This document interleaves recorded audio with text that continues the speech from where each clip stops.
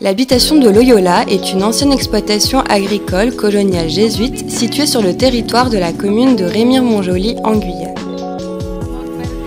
Depuis 2000, le site de l'habitation de Loyola est la propriété du Conservatoire du Littoral. L'habitation est protégée au titre des monuments historiques. Depuis une vingtaine d'années, des campagnes de fouilles archéologiques y sont programmées par l'association APP-AAG en collaboration avec l'Université de Laval au Québec et l'Université de Caen. En 2009 et 2010, le CHAM a entrepris des travaux de conservation et de restauration sur l'habitation. Cette année, un programme d'entretien fut organisé en mars 2015.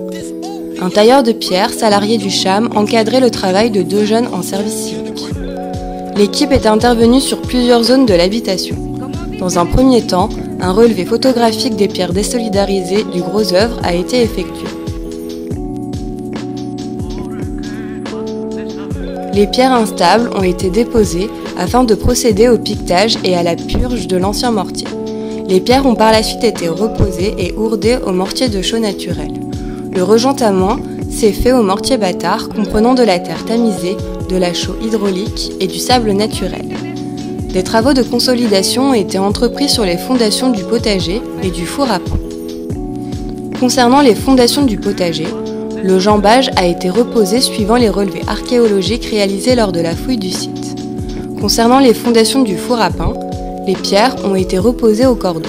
Cette technique a permis de redessiner de manière cohérente les fondations du four. Les pierres ont ensuite été ourdées et scellées au mortier de chaux naturel en respectant l'alignement et le positionnement d'origine. Le CHAM est également intervenu sur le muret des chiffres droits du premier escalier, permettant d'accéder aux terrasses cultivées. Après un relevé photographique, l'équipe a procédé à un nettoyage et à une dévégétalisation des maçonneries. Par la suite, les pierres et moellons ont été reposés au cordeau en respectant l'appareillage et l'alignement d'origine. La maçonnerie a été ourdée à la chaux hydraulique naturelle, puis un mortier de rejointoiement en tête de mur a été réalisé pour éviter toute infiltration d'eau pluviale.